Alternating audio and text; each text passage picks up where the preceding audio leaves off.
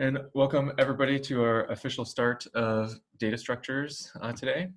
We will be covering today, well, let's see, last time we were talking about binary search and recurrence relations and using this master theorem to sort of solve the recurrence relations. And we didn't finish that discussion fully, so we'll continue that discussion today. And we'll finish it today talking about how to solve these recurrence relations with the master theorem. And we'll see lots of examples of why that's really important. We'll also be talking this week about sorting. So with binary search, the key requirement was that you had to have a sorted list as your input, or a sorted data structure, whatever the data structure is. And given that it was already sorted, you could get that really fast speed up of logarithmic time. So this discussion of sorting will be sort of kind of the inverse of how do you actually get it into that sorted setup so that you can eventually do binary search. And let's see, I'm gonna share my screen now so we can get an outline of our material for the week. There's lots and lots of good comics on sorting in computer science. I have a few links here that you can follow if you want to waste time on something fun. But sorting is, from a computer science perspective, sort of like the foundational algorithm in terms of like the learning algorithms. And the reason is because there are so many different versions of sorting, so many different algorithms that end up accomplishing the same thing.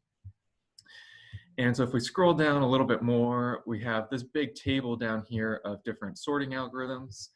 And if this were a course designed for computer science majors, we would be covering all of these algorithms in detail. You would be memorizing this table and memorizing the code for each of these algorithms. But since this is more of a data science oriented course for people doing the data science major or just more interested in the applications of computer science, we're going to be focusing this week on just two of these sorting algorithms, merge sort and quick sort.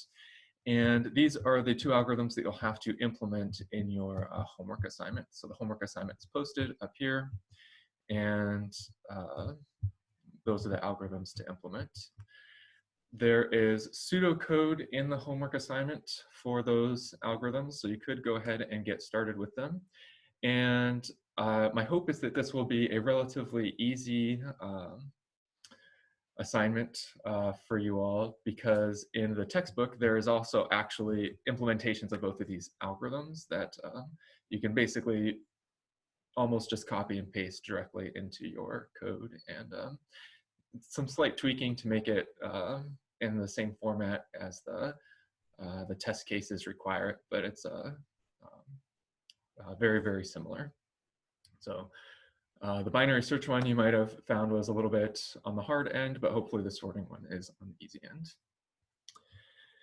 And then, yeah, so we'll talk about the details of these algorithms. Probably won't get to them today. Probably on Wednesday is when we'll really talk about them in detail.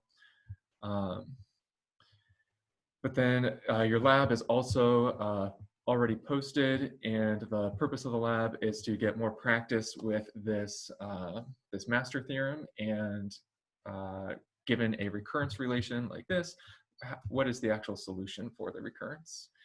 And we'll be, again, that will be our start of class today, finishing up this discussion. And so you should have everything you need for the lab after the end of today. If you wanted to get started on the homework, you can, but we'll really be talking about the merge sort and quick sort algorithms on Wednesday. Any questions about anything administrative like that? Oh, maybe one other thing that I should point out is the due date for your sorting homework assignment is not going to be this coming Sunday, since that would be in the middle of break. You have until the following Sunday, so whatever day of March that is. Yeah, so 2 weeks to complete it. Any questions so far?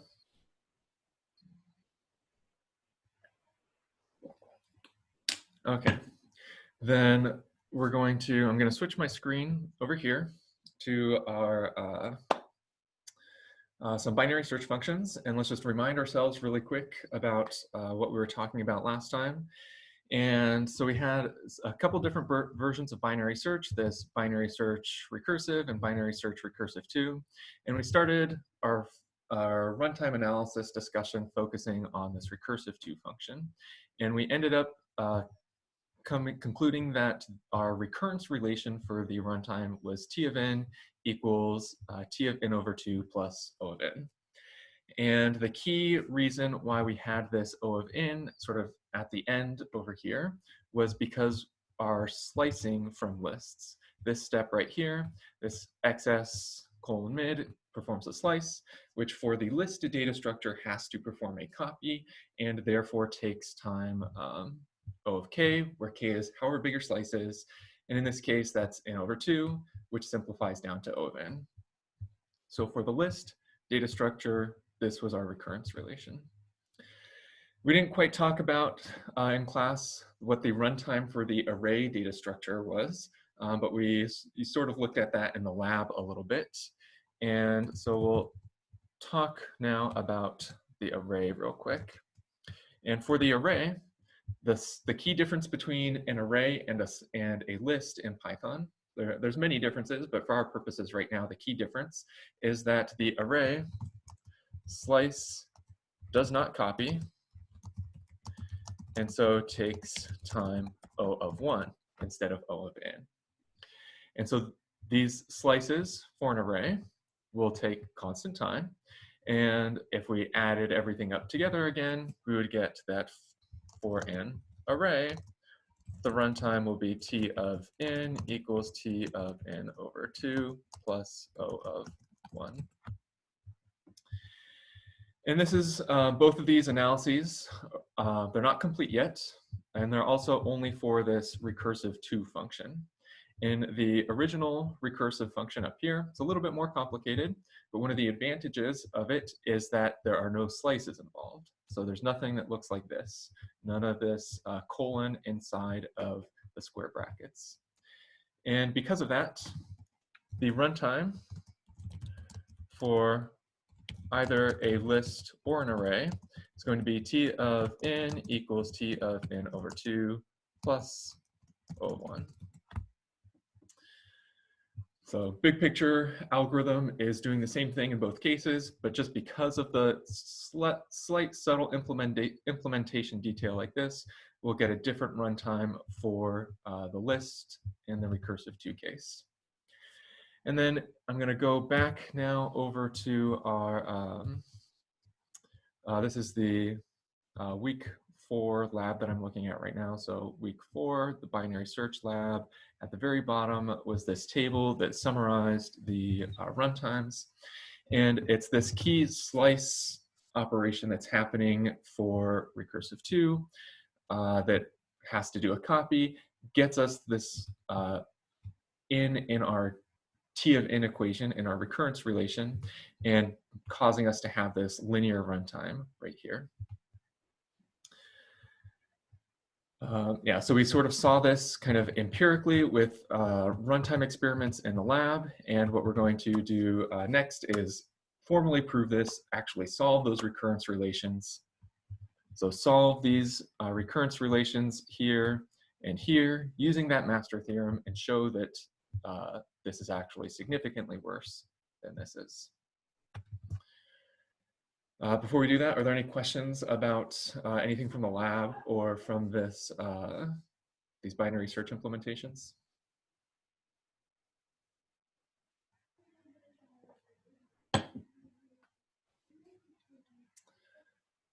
Okay, then I will change my screen over to this format. And now what I have on top is the link to the master theorem from Wikipedia. So we were working with this last time we started working with it. And the main thing that we saw was that this is just a really, really complicated statement of a theorem. And this is the theorem that we're going to be using for determining the runtime of any recursive problem that we have. And it's one of the key advantages of recursion over iteration is that we have this master theorem that's really powerful, can tell us, and for essentially any algorithm, what is the runtime going to be. Again, the proof of this theorem is something that's sort of way too complicated for this class. It would typically be something that would you'd go over in like a second or third year graduate course on combinatorics. So much more advanced than we'll be going over. But the statement is something that we can use and apply even with our relatively limited knowledge. And so that's what we will do next. And so we had two recurrence relations that we want to solve. T of n equals T of n over 2 plus 1, and T of n equals T of n over 2 plus n. And let's go through the steps of solving these. So the first thing that we have to do is that there's this sort of format right here, and we have to map these recurrence relations onto this format right here. And that means finding values for this a, this b, and this f variable so that the two equations become equal. So in this case, our a is going to be equal to 1, our b equals to 2, and our f of n equals to 1. That if you plug in these values into this equation right here, then you get this green equation. So that's how I determined what these variables should be. The similar result over here, that the a equals 1, b equals 2, but now f of n is going to be equal to n instead of equal to 1. So the only difference between these two is going to be this f term over here.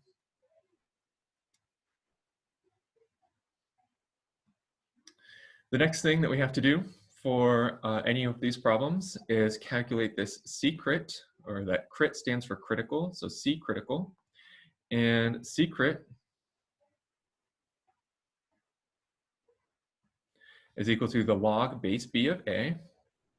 So the log base 2 of 1. And the log base anything of 1 is just equal to 0.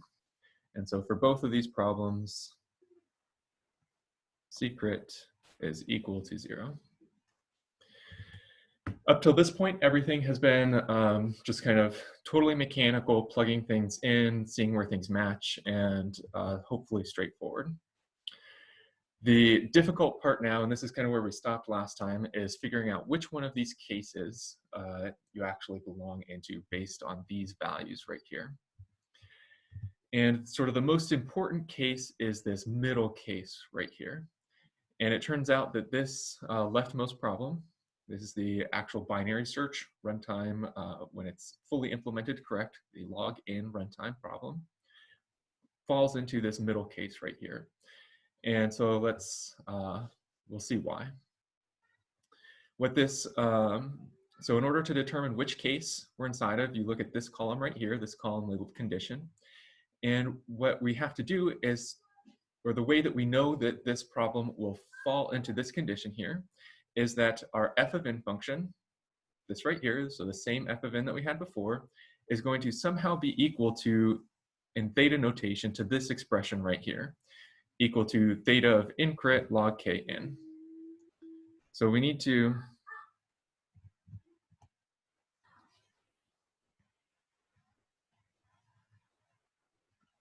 show that f of n equals theta of n crit log to the k of n. And this is for some k. We get to pick whatever the k is. We get to pick the k in order to make this equation hold true. In this case, because our C crit is 0, this n to the C crit term, anything raised to the 0 power is just going to be 1. So that will be equal to 1. And then our f of n term over here is equal to 1. And so somehow we have to choose a k so that this left and this right-hand side are equal to each other. So since we're trying to make the right-hand side equal to a 1, we have to choose a k so that this whole factor right here, this whole logarithmic factor, will evaluate to 1 so that we get 1 times 1 equals 1. In this case, if we set k equals to 0, then anything raised to the 0 power is equal to 1, and that makes this whole term right here equal to 1, this whole factor equal to 1. So if k equals to 0, that implies that the whole expression, is equal to 1. Since we found... Is this log base b? Are we assuming it's log base b? The green log right here? Yeah. Good question. So the question is, what is the base of this logarithm? And the answer is actually that the base doesn't matter, that because we're inside of the asymptotic notation right here, the base ends up being just a constant factor that can be simplified out. So when I'm working on these sorts of problems, I'll typically just kind of substitute in some numbers in my head. And when I do that, I'll pick whatever base is convenient. So typically that'll be either base 2 or base 10, just whatever's convenient to work with. And so if you can use any base you want and find a k that makes this work, then you're good.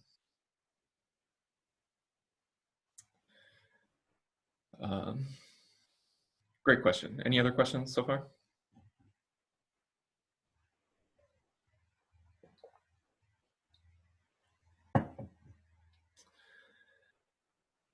Okay, so because I was able to find a k for which this expression worked, that means that this expression over here under the column that says master theorem bound, this is the expression that is my actual bound for my runtime.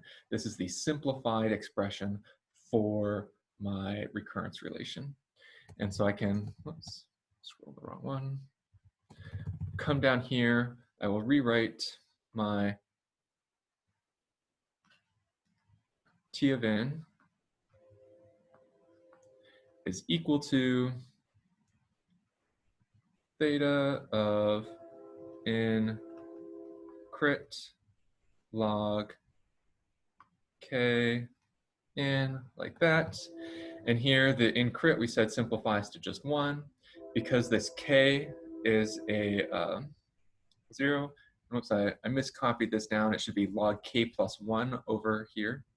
Is an easy way to make mistakes on this sort of problem is that on the right-hand side over here in the master theorem bound, there's a k plus 1 on the log, but on the left-hand side in the condition, it's only a single k. So you have to be careful when you're writing down your formula down here that you have a k plus 1 here and a single k here. Yeah, so this n crit simplifies to 1. K is equal to 0, so we get log to the 0 plus 1 is just the log of n. And so that equals theta of log n, which is the runtime that we said is the optimal runtime for binary search.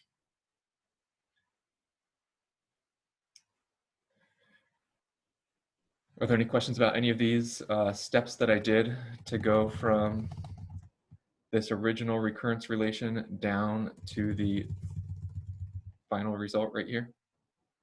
Yeah, Mike, could you just remind me why f of n equals 1? Like in the show dot f of n, why is that one equal to 1? Sure. So the question is, why is f of n equal to 1? And the answer is that you always start with, so this is the format of any recurrence relation for which the master theorem is applicable. And we just have to find a b, and an f, where if you substitute those values into this expression right here, you get your recurrence relation. So here, because this last term over here, the non-recursive term, the part without the t, is just plus 1, I can set f of n equal to 1, and that makes it match this part up here. Over here, in this case, because we have a plus n over here in our non-recursive term, our f of n is equal to n. So it's just whatever basically comes after this plus is what your f of n is equal to. Mike, really quickly, just another question after we determine our a, b, and f of n. How do we know that we take the form of that middle column then? That was a little bit unclear to me. Yeah, this is sort of the tricky part, is knowing which one of these rows that you come into. And the first one to try is always the middle one. And what we did, let's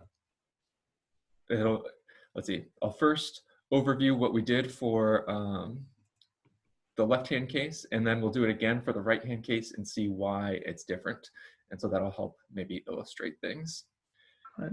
On the left-hand case, so the case where f of n equals 1, we substitute all our values in over here, and we were able to find some particular k value where this equation holds.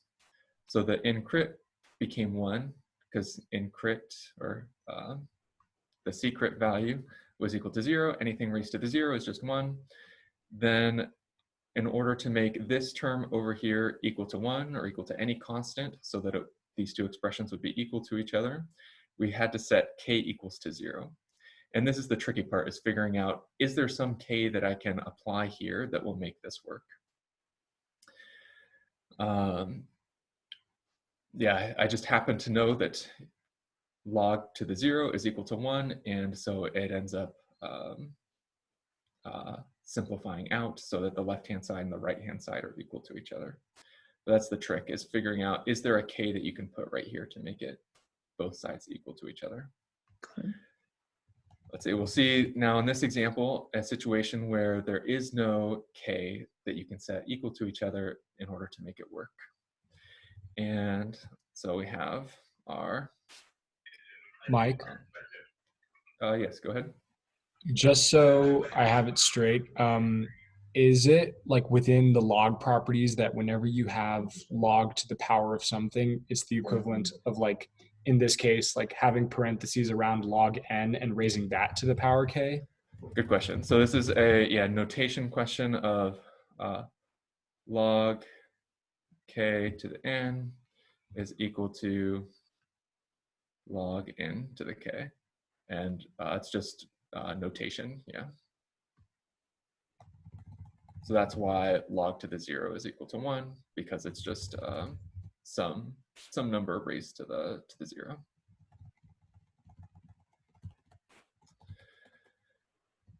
Let's see. Let's draw a separator here so we keep these two sides separate.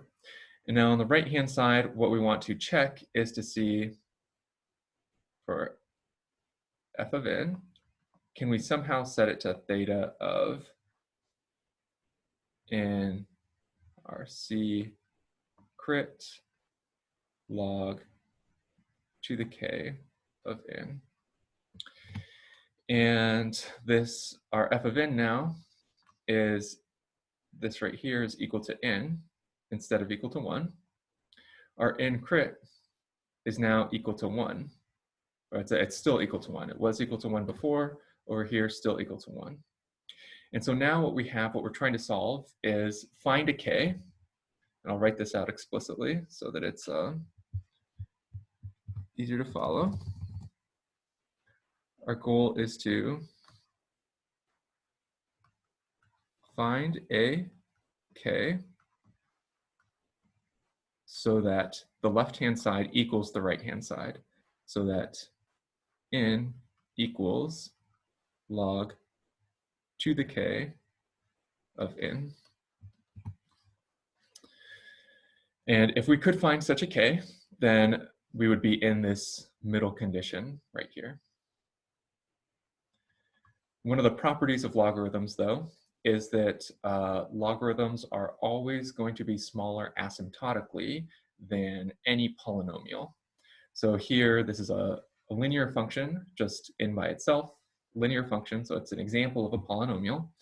And that means that there is no k for which n equals log of k. This can't be done.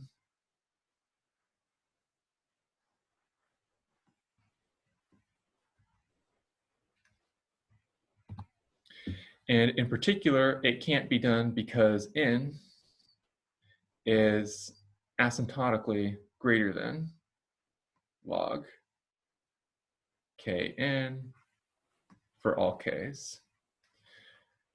We might also say, using our sort of asymptotic notation, that n is strictly lower bounded by the log k of n. But here, the asymptotic notation of omega, that's like a greater than or equals, and we're strictly greater than. There's no equals involved here. So that means we can't be in this, this middle case right here, and we must be in either this top or this bottom case. What's typically going to happen is that you'll be in this bottom case. And in the bottom case, we have, so notice that here I wrote n equals omega of this whole expression. Because it's omega, that's a hint that you should be in this bottom case that also uses omega. The thing that we're actually checking, though, is not this log part. We're checking against the c value, the secret. We want to know if f of n equals omega of n to secret. So the question we're asking now, a new question,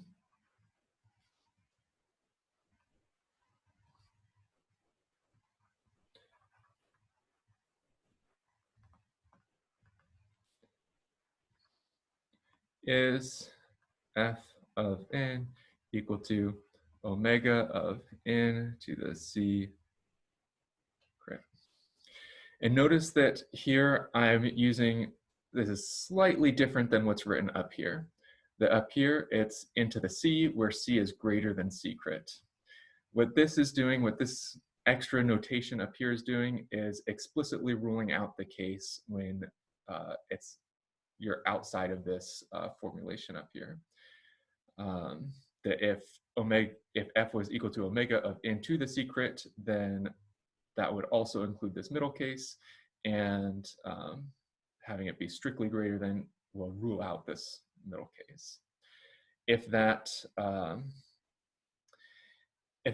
you don't fully follow why that's the case, that's okay.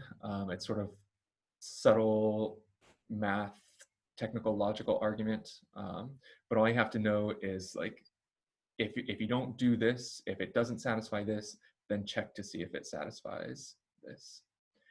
And in this case, our f of n was equal to 1. And our secret into the secret was equal to also 1, because secret was equal to 0, into the 0 equals to 1. So that's equals to omega of 1. And sorry, I misspoke when I said f of n equals to 1. We're in the right-hand case up here. Right here, f of n equals n.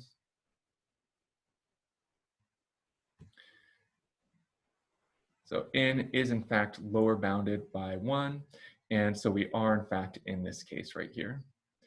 Because we're in this case right here, we have t of n equals theta of f of n. T of n equals theta of f of n, which is just n. And that's our final sort of recurrent solution. Professor, isn't it omega of n to the c, where c is strictly greater than secret? So wouldn't we want to like choose like a 1 or something? Yeah, so this is a great question. That here, this is omega into the c, where c is strictly greater than secret. And this statement here is equivalent to this statement plus not the middle condition. So This is I think, slightly more intuitive condition to try to check, just checking into the secret. If you want to specifically apply this, then what you would do is you would set C, you may have seen something like this sort of trick from calculus, C equals C crit plus epsilon, where epsilon is like infinitesimally small, so very, very small. Think like 0.00001. And so our C value is arbitrarily close to 0, would be the calculus way of saying it. Yeah, if this logic makes more sense to you than this logic, that's okay. You can apply it either way. I think this one, without this sort of calculus argument, is a little bit easier to apply directly. But either way, you'll get the same result every time. Hey, Mike. Yes. So in the previous example, we were trying to get the left side of the equation and the right side of the equation equal to each other. In this example, because we're using C crit, are we just trying to confirm that the final evaluation of that equation holds true? Like n is greater than or equal to 1, based on our understanding of like how the omega works? Yeah, exactly. So actually, what we're doing in both cases is the same thing. We're making the whole statement true. We're making this n equal to omega 1. There are other things that would be over here that would also make it true, like even if this was omega of n over here, if our secret was equal to 1, this would still hold as true. And when we're up here making this formula on the left over here sort of equal to each other, f of n equals theta of this, even though it happened to actually be equal 1 equals 1 times 1, it didn't have to be like exactly equal. It only had to be equal up to constant factors. It only had to be equal in this theta notation sense of equal. So if our f of n happened to be, say, 10 instead of 1, like this, well, 10 is still equal to theta of 1. And so this whole logic still would have held true. One of the, let's see, there's a lot of sort of like deep kind of philosophical programmer intuitions that you can take away from these sorts of things. But one of them is that like whatever the constant factor that you have out here is, as long as it's a constant factor, it doesn't matter. So if you're like binary search in the base case, this is kind of comes from the base case, however slow your base case is, or however slow your sort of merging step is. It doesn't, like, you could sort of one famous example is using carrier pigeons to implement binary search. That like carrier pigeons are significantly slower than computers are, but they're only slower by a constant factor. It's a constant factor of like millions because pigeons are not nearly as smart as computers are. They take much longer to do any sort of computation. But as long as it's a constant factor, you still get the same fast runtime over here. Mike? Yeah. So in that second example, the final, like our final, or I guess second to last equation where it's n equals omega 1, if we were to apply that logic to the previous equation, wouldn't that still be a true statement? Like if we just switch the n with a 1? Let's see. You're correct that if you switch this in for a 1, then you would be in the theta case. But you can only switch things you can only do a replacement with something that's asymptotically equal. So something like 1 million is equal to theta of 1. And so because those two things are equal asymptotically, then I can substitute them in over here and it's not going to make any difference. Because if I plugged in 1 million over here, well, that's equal to theta of 1. And this whole thing on the right is equal to theta of 1. But down here in this condition down here, where we have this variable n, and so we cannot say it is not true, n is not equal to theta of 1. And so that's why we can't do any sort of substitution with, say, like n equals 1 here. I meant like if we use the previous equation, so the t of tn equals tn over 2 plus 1. Like if we use that equation's fn and apply this like third case, wouldn't we still come out with a true statement? Okay, yeah, this is a great question. So the question is here, if we had f of n equals 1, and we did all this logic for the middle case like this, and we saw that it satisfied the middle case. But what if instead of starting with the middle case, we started with the bottom case? And if you start with the bottom case, then you have to specifically do this exact formula right here. That this formula is, I would say, mutually exclusive with these other formulas. This formula cannot simultaneously be satisfied with this formula. The formula that I have right here is different than the formula that I have right here, but this formula is equivalent to this, this formula plus not this formula is equivalent to this formula.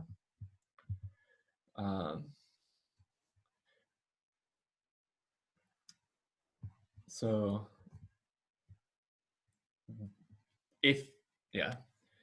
there's a lot of ways to approach this, but the sort of the step-by-step procedure to use is check the middle condition.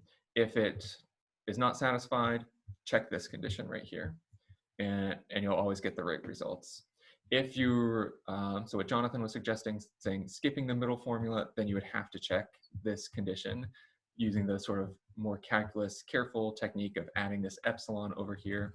And when you add this epsilon, we would get that that the condition is not satisfied for the middle or for the standard binary search with f of n equals 1. Hey, Mike. If if you check the middle condition and then you check the third, when would there be a situation where you end up on the first condition? Good question. So the question is, what's the situation essentially where you end up in the first condition instead of the third condition? And so the order to check things is do the middle condition, then do the bottom condition, then do the top condition. The let's see, the reason that's the order to check things is because that's the order of like most likely that the problems will be. That most problems, I'd say like 90% of them are from one of these two rows, and it's only very, very occasionally that you get here. There's sort of these sort of like intuitive descriptions about when you're in each of these situations. So here you're in the middle condition when the splitting and recombining takes about the same amount of time. So these formula right here, this is sort of the splitting part, this is the recombining part. And on all of the problems that you'll have in our class, let's see, actually off the top of my head, I don't think any of them fall into this top category, but it would be fine to just assume that if it's not one of these two categories, then it must be this top one and use this formula right here.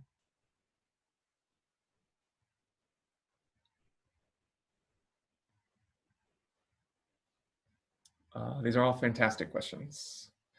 Are there any other questions at this point?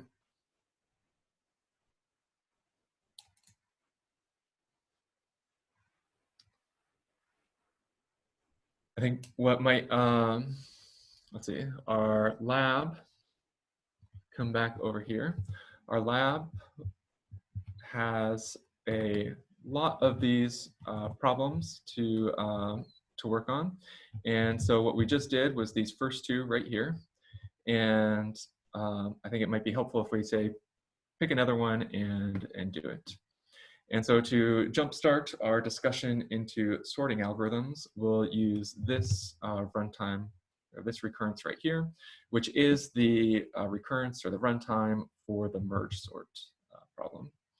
So we'll work out this example. At this point, we haven't seen why this is the recurrence for the merge sort, but we will see that it is the recurrence for merge sort later. And then we'll, that'll help us understand why merge sort works the way it works. So it's 2tn/2 plus n. Come back here and I'll scroll down to get a blank spot. And our recurrence, t of n equals 2t/n/2 plus n. And so, yeah, I'm gonna work through this step by step relatively slowly. I would encourage you to try to sort of solve it on your own as I'm going, and if you get stuck, wait for me to get to that part and try to solve it.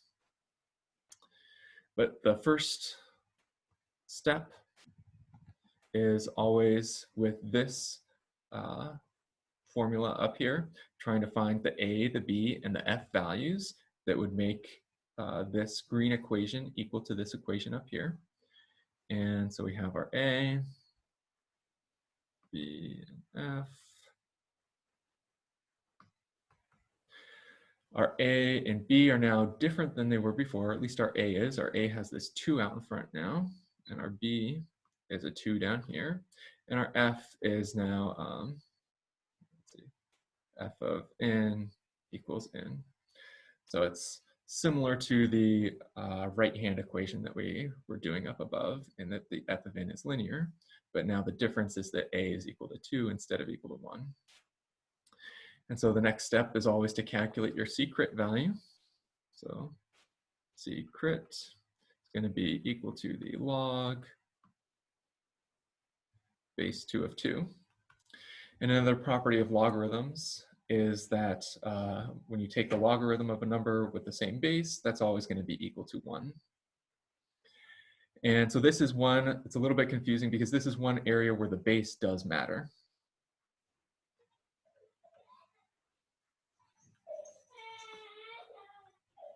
We're not yet putting things into asymptotic notation, not yet using big O notation, so the base will matter at this point. Now we're going to come up here and we'll first always apply this middle case, try to apply it. And so our f of n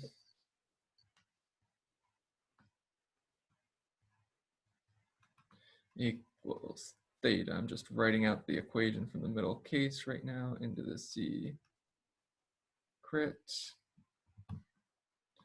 times the log to the k of n, like that.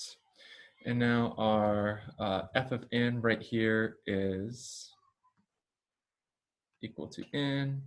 Our n to the c crit, well, c crit was equal to 1. So this whole part right here is going to be equal to n. And so now, in order to make the left-hand side asymptotically equal to the right-hand side, once again, I would set k equal to 0. If k equals 0, then the factor is equal to 1, and the whole thing will be equal to each other. So now I come back over to my t of n equation right here, and we'll get that t of n equals theta of n to the c crit, that's n to the 1. Now the log of k plus 1 times n, k was equal to 0, so log of 1, log to the 1 of n, theta of n log n, like this. And this is the runtime for the merge step, or for merge sort.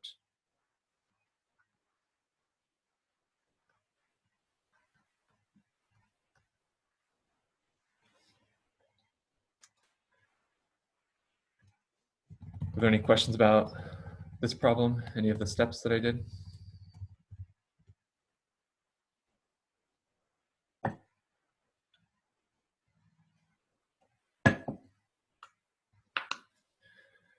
Okay. Then I will switch back over here and we'll start talking about sorting in general. So, well, maybe first I'll mention that so far we haven't been making this sort of distinction between best case, worst case, and average case runtimes. This is a distinction that we will start making with these sorting algorithms. And you can see that they have different values for each of these algorithms in each of these cases. We will, when we look at the quicksort algorithm in particular, we'll see exactly what the difference is between best case, average, and worst case, because you can see it has 3 different values here, so it's a really good illustration of those 3 different cases. One of the things that you'll notice in this big table of sorting algorithms is that every sort of row, every sorting algorithm has a different combination of optimal runtimes, or sort of actual runtimes for the best case, average, worst case runtimes. And there's also this thing, auxiliary space complexity, that we'll be talking about.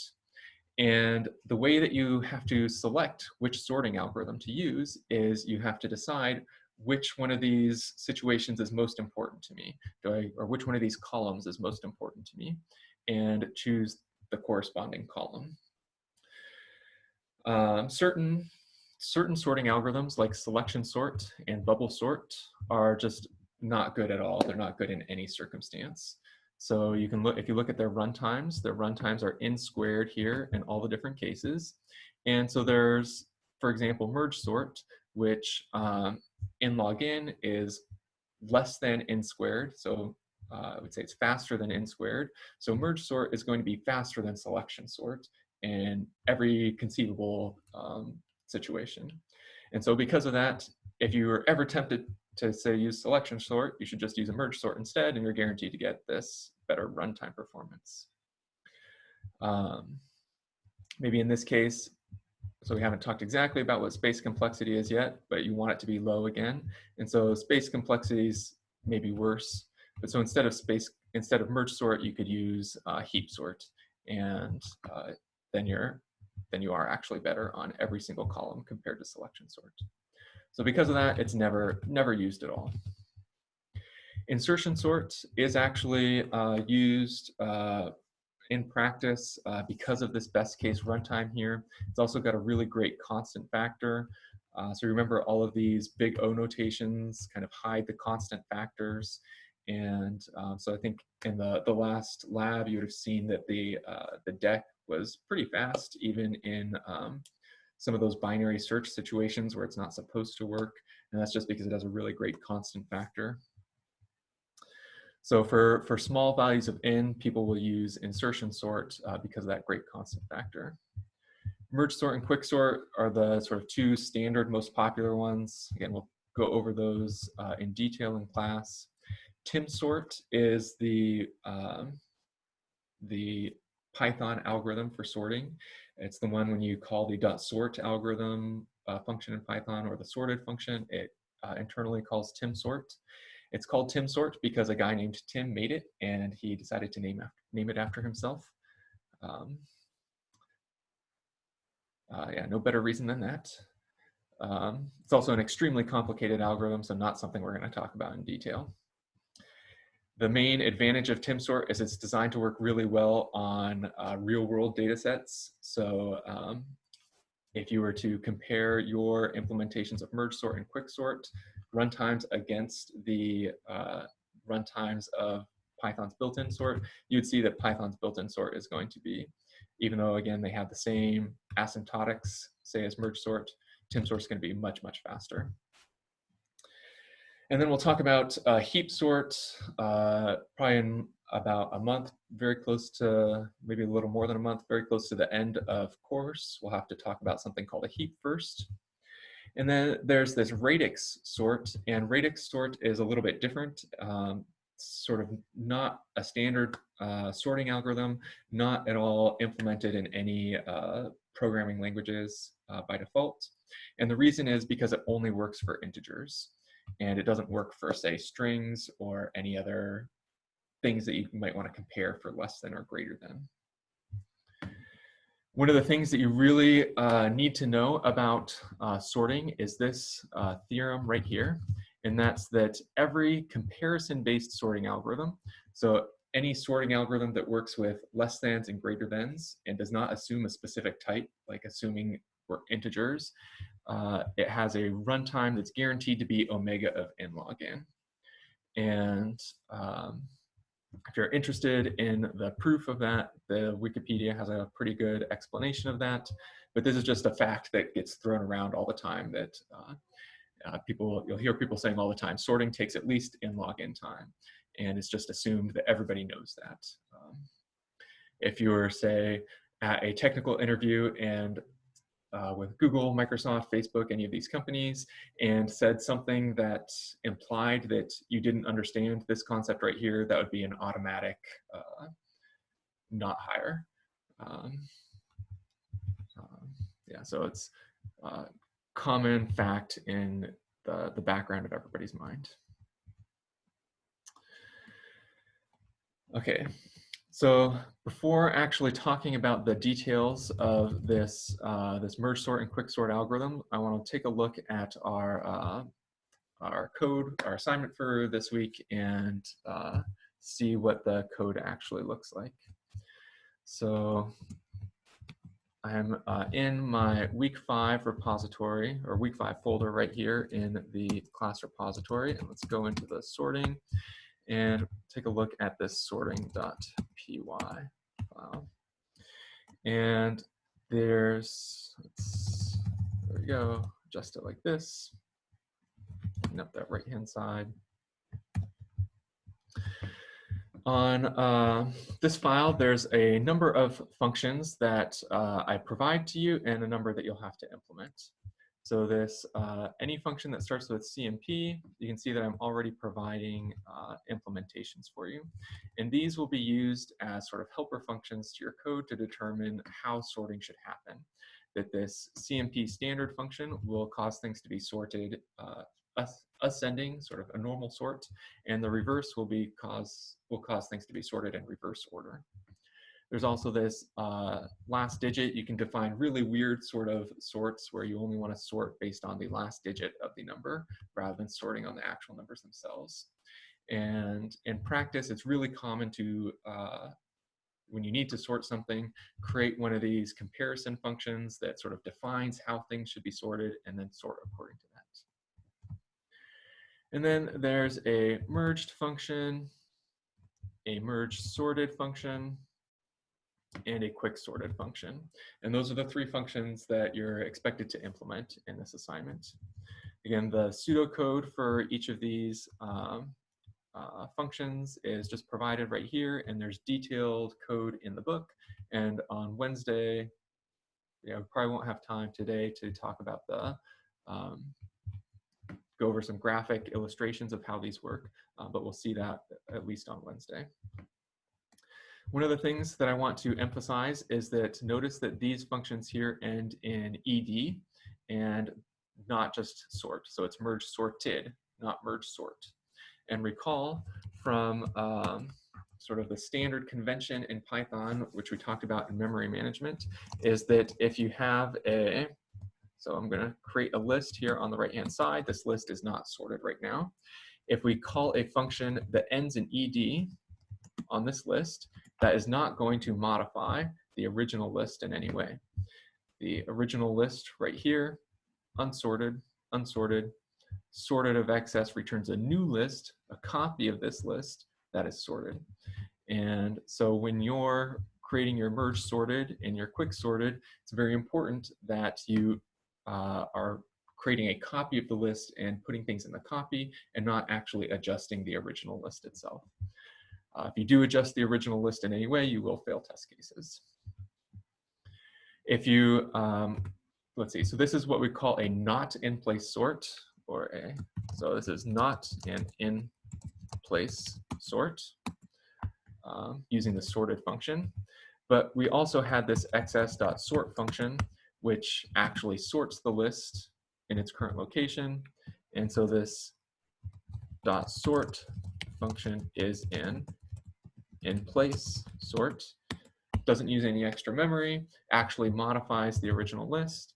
And so that's what in place versus not in place means when people are talking about sorts. There's, yeah, on your final, you don't have to know any of this sort of vocabulary for like multiple choice or anything like that in your final in this class, but you will see me just kind of mentioning these words, and you'll see them all over the internet.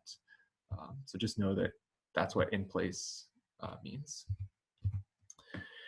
For your, there's an extra credit for this assignment. You implement a quick sort.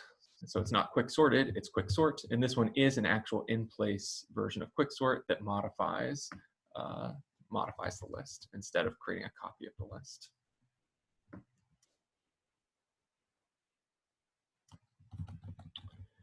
Are there any questions so far about the homework?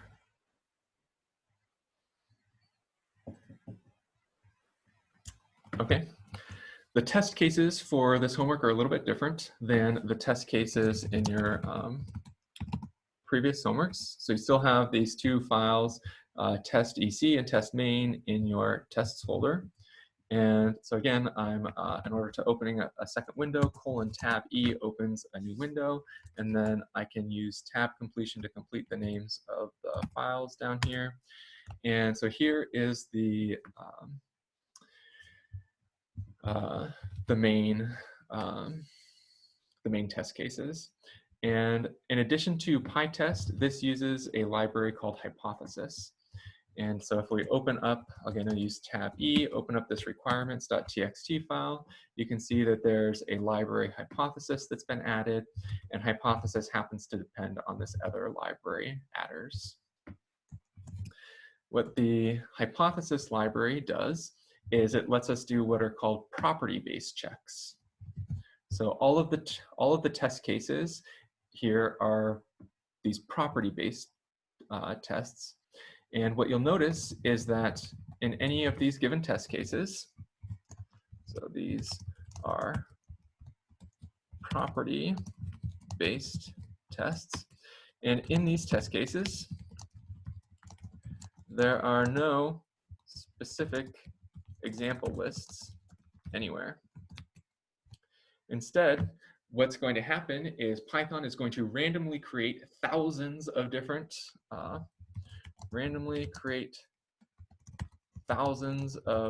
different examples and ensure that the test case passes for all of them.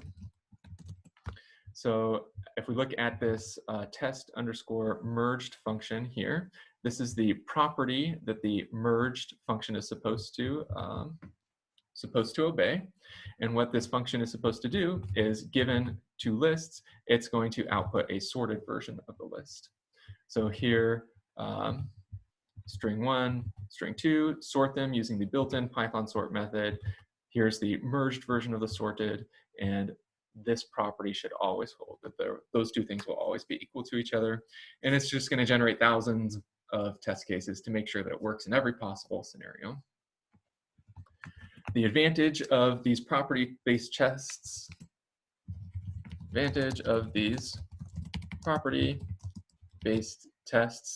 is that, well, we can, by just writing one test case, you get thousands of tests sort of for free. And it just makes sure that you haven't accidentally missed anything. These property-based tests, though, are typically more difficult to write. Typically more difficult to write, and so they're not always applicable. Not always applicable for every function you might want to test.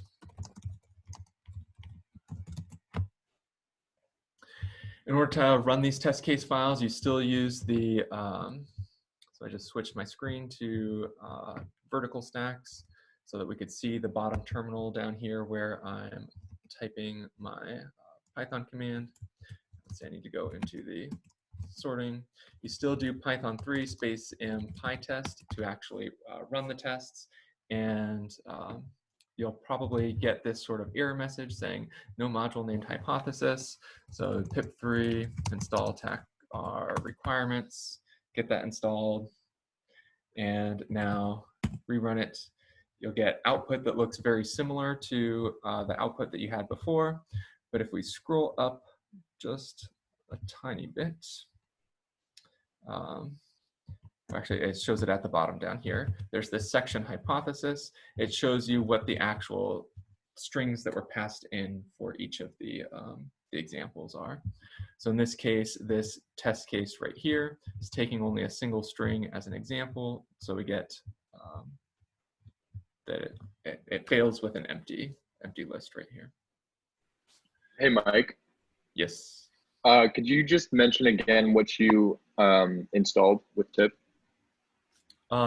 Anytime you're given a new library, there's always this requirements.txt file that has all the dependencies in the library that needs to be installed. And so the command is to install anything is pip3 install -r requirements.txt. The -r says what comes next is going to be a file, and the format of that file is just a list of all of the things that get installed. So it's technically hypothesis and adders that you'll be installing, but you just have to run this command right here. Great, thank you. Good question.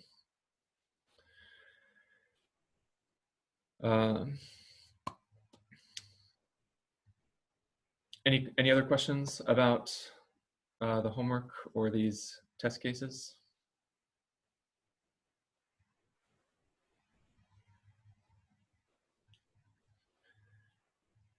Okay, one last thing. Let's see, we will have a little bit of time to start talking about the merge sort algorithm.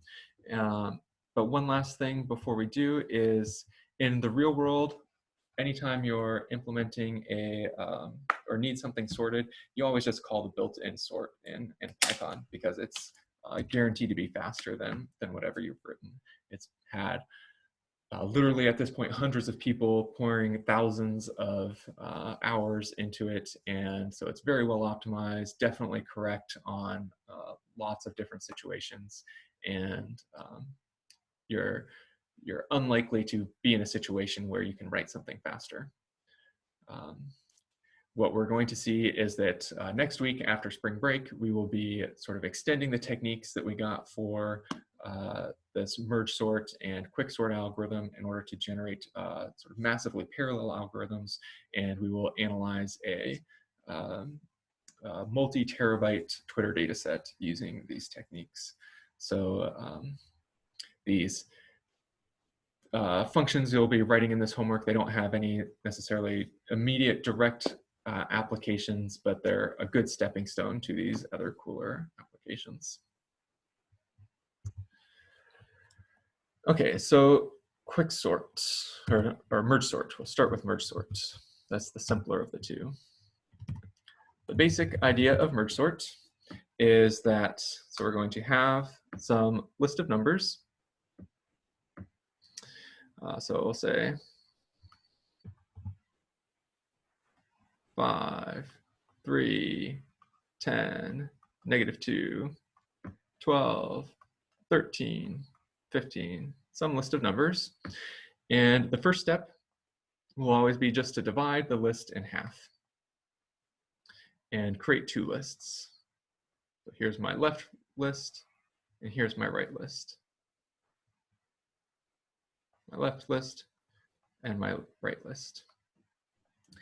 And what's going to happen is let's assume that we have a function that is able to sort for us. And so I will call my sort function on the left list and call my sort function on the right list. And that will generate for us two sorted lists. So that will give us this list up here sorted would be -2, 3, 5, and 10. And this list over here, it actually happens to be sorted already, 12, 13, 15. And then we merge these two lists together, or this is the, this is the first step right here, calling sort on the two lists. And then the second step is merge them together, keeping them sorted. And in this case, you can see that it's really easy to merge these two lists together. You can just kind of append them together and you end up with a sorted list. In general, though, you can't just append two lists together. And so let's make this example slightly more interesting by making, say, this 13 over here a -13. And now this, instead of 12, 13, 15, we would have -13, 12, and 15 as my right-hand side.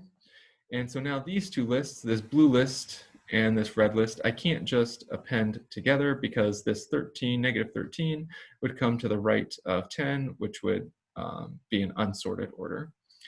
And so for merging things together, you just have a variable that goes from the left of both lists, and whichever one of these two is smaller, you take that variable. So here, -13 is smaller, -13. So move our little pointer over here. And now -2 is smaller. Move it over here. Now 3 is smaller than 12, so we get 3. Move the pointer over here to 5. 5 is smaller than 12, so we get 5. And move it over here. 10 is smaller than 15, so we get 10. And then we're all done on the left-hand side, so what we need is 15 on the right-hand side. You forgot the 12. Oh, thank you. I forgot the 12. There's a 12 before the 15. We're all done on the left-hand side, so we get everything that's left over on the right-hand side, starting with the 12 and then the 15. And this is our final merged together list. And the idea is that if these two sort of lists, if these two input lists are sorted, then this sort of merged sort, this merging together of two sorted lists is guaranteed to stay sorted. And this merging together step is much easier to implement than actually like sorting original lists.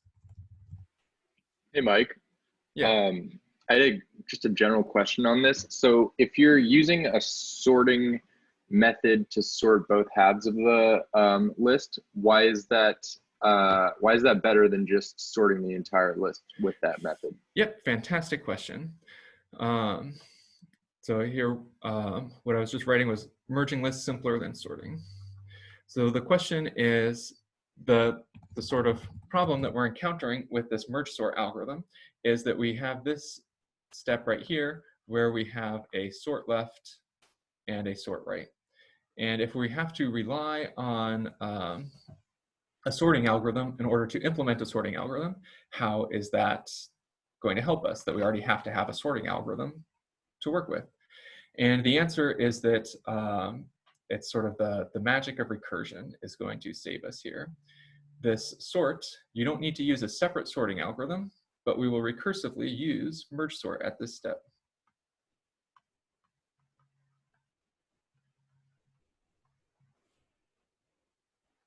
And so we'll be implementing merge sort in terms of merge sort, and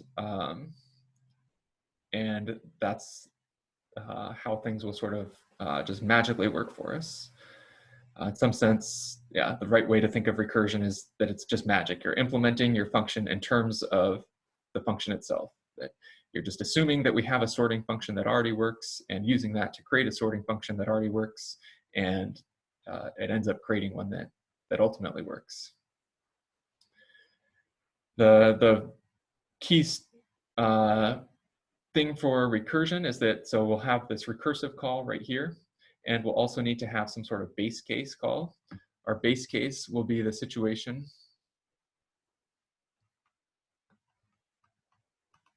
where the input list has just size 1. We'll say size less than or equal to 1. So it's just a list like 2, or it's just an empty list like this. And in this case, if there's nothing in it, or there is just one element in it, then it's guaranteed to be sorted.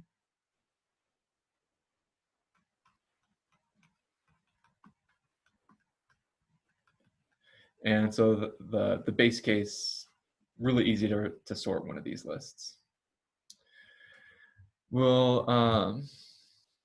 yeah, so this is a high level overview of the algorithm, implementing sorting in terms of sorting itself. The key step about merge sort is that we are sort of splitting exactly in the middle every time with, and then we have this merge step that combines things together by iterating over the whole list. The thing that we'll see about quicksort being different is that we don't split in the middle, we'll split on a particular value, and that'll make the merging step a little bit simpler. For both of these algorithms on Wednesday, we'll go into actual detailed code and walk through the code together to see what it actually looks like in a little bit more detail, but this is just the high level overview of this point to get an idea what we'll talk about on Wednesday. Any questions about that?